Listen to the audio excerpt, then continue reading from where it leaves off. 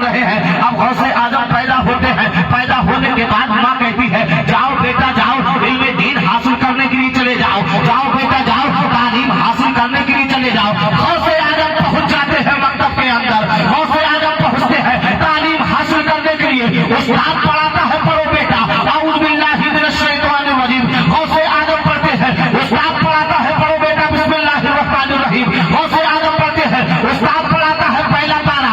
غوث اعظم نہیں پڑھ رہے ہیں استاد دوسرا پارا پڑھاتا ہے. غوث اعظم نہیں پڑھ رہے ہیں. غوث اعظم پہلا پارا نہیں پڑھتے ہیں. غوث اعظم پانچواں پارا نہیں پڑھ رہے ہیں. 10واں پارا غوث اعظم نہیں پڑھ رہے ہیں. 11واں پارا غوث اعظم نہیں پڑھ رہے ہیں. 12واں پارا غوث اعظم نہیں پڑھ رہے ہیں. 13واں پارا غوث اعظم نہیں پڑھ رہے ہیں. 14واں پارا غوث اعظم نہیں پڑھ رہے ہیں. 15واں پارا غوث اعظم نہیں پڑھ رہے ہیں. 17واں پارا غوث اعظم نہیں پڑھ رہے ہیں. جب غوث اعظم پڑھتے ہیں پہلی ملاقات ہوتی ہے استاد سے.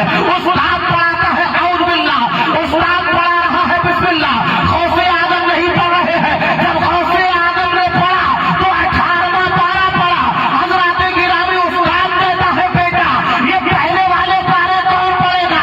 تو عبد القادر جیلانی کہتے ہیں اے استاد سن لو میں ایسی ماں کے شکم سے پیدا ہوں جو ماں قرآن کی تلاوت کرتی ہے, جو ماں نماز پڑھتی ہے, جو ماں تہجد کی نماز کو ادا کرتی ہے. میری ماں قرآن کی تلاوت کرتی تھی, میں قرآن سنتا تھا. میری ماں نے قرآن کے 18 پارے پڑھے, میں نے 18 پارے سن لیے. اگر میری ماں پورے قرآن کی تلاوت کرتی تو میں پورے قرآن کو یاد کر لیتا. بلکہ مصطفیٰ کے عشق میں صاحب جمال ہو گیا ایک غلام کالے رنگ کا حضرت بلال ہے. اللہ اللہ یہ کرامتیں اور تلاوتوں کی برکتیں. غوث پاک ماں کے پیٹ میں حافظ قرآن ہو گیا. نعرہ تکبیر، نعرہ رسالت، نعرہ غوثیت، مسلک اعلیٰ قدرت، جشن غوث الورا، نعرہ تکبیر. غوث پاک ماں کے پیٹ میں حافظ قرآن ہو گیا. سرکار غوث اعظم کی بارگاہ وہ بارگاہ ہے آپ کی بارگاہ میں کوئی بھی آیا حضرات گرامی آپ نے کسی کو ولایت سے نوازا, کسی کو بادشاہت سے نواز دیا, کسی کو اولاد سے نواز دیا. حضرات گرامی بغداد کا یہ ماحول تھا کہ سرکار غوث اعظم کے اوپر جب سرکار غوث اعظم جوان ہوئے تو پورے بغداد کے اندر ہنگامہ ہو گیا. جاؤ غوث اعظم کی بارگاہ میں. ایک زندہ ولی بھی یہاں موجود ہیں جن کی بارگاہ میں کوئی جاتا ہے یقیناً فیض پاتا ہے. بغداد شہر کے اندر ایک دروازے پر بیٹھا ہوا غلام رسول نام کا شخص ہے, مایوس بیٹھا ہوا ہے, آنکھوں میں آنسو ہے, آنسو لیے ہوئے دروازے پر بیٹھا ہے. راہی گیر آنے والا آتا ہے, دیکھتا ہے آنکھوں میں آنسو ہے, پوچھتا ہے اے غلام رسول تیری آنکھوں میں آنسو کیوں ہے, کیوں رو رہا ہے؟ کہتا ہے میرے پاس سب کچھ ہے, رب نے مجھے دولت دی ہے, رب نے مجھے شہرت دی ہے, رب نے مجھے ہر چیز سے نوازا ہے, مگر رب نے اولاد نہیں دی ہے.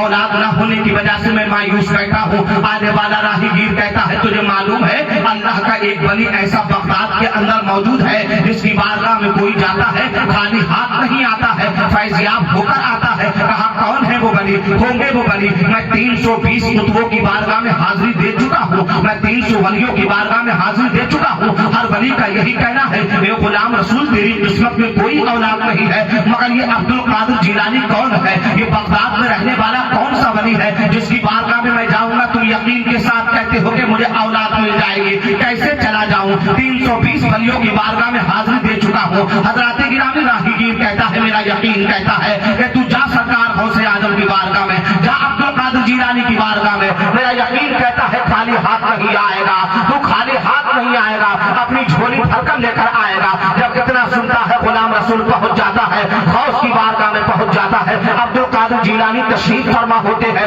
میرے غوث تشریف فرما ہوتے ہیں. جب عبد القادر جیلانی کی بارگاہ میں پہنچتا ہے عبد القادر جیلانی کہتے ہیں کیسے آئے ہو؟ سلام عرض کرتا ہے, سلام کا جواب دیا جاتا ہے. کہا نام غلام رسول ہے, بغداد کے اندر رہنے والا ہوں. سرکار میرے پاس دولت ہے, سرکار میرے پاس تخت ہے, میرے پاس تاج ہے, دنیا کی تمام نعمتیں رب نے مجھے دی ہے, خاندان میرے پاس موجود ہے, زمین میرے پاس موجود ہے, مگر رب نے مجھے اولاد سے نہیں نوازا ہے.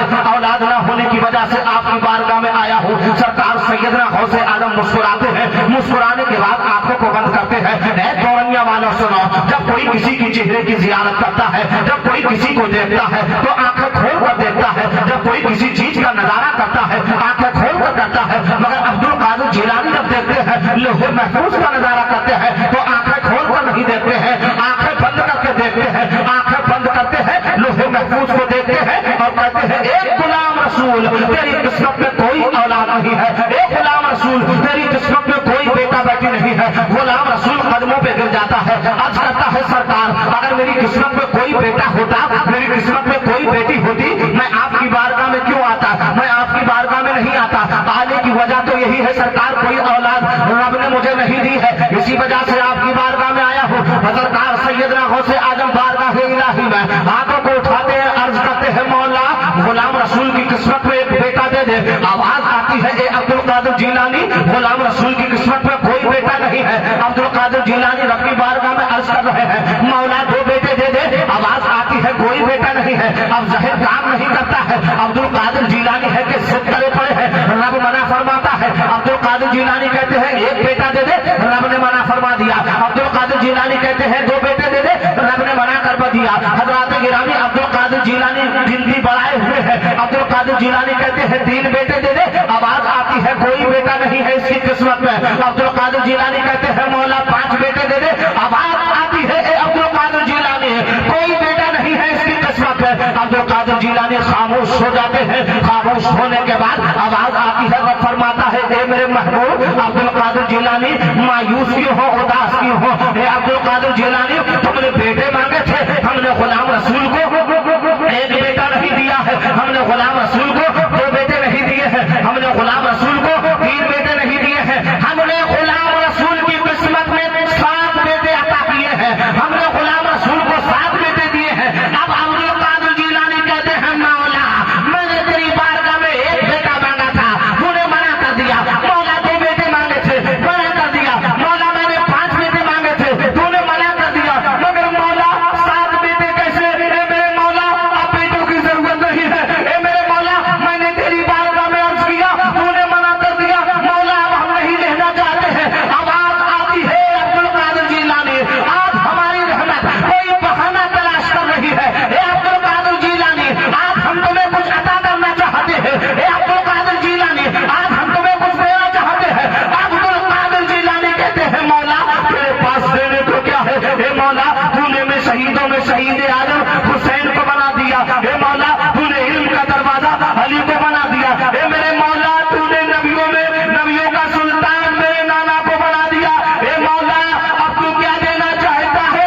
आवाज आती है ए अब्दुल कादिर जिलानी इल्म का दरवाजा अली को बना दिया, शहीदों में शहादत का मर्तबा हुसैन को अता कर दिया, नबियों में नबी आदम मैंने मोहम्मद को बना दिया।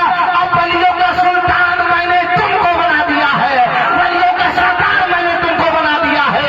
चिरागे मार्फत है आस्ताना गौसे आजम का, जमाना क्यों ना हो सारा भिखारी गौसे आजम का, जमाना भीग पाता है हमारे गौसे आजम से मगर घटते नहीं देखा खजाना गौसे आजम का, मगर घटते नहीं देखा खजाना गौसे आजम का। मेरे गौसे आजम की ये शान है, आपकी बारगाह में कोई भी पहुंचता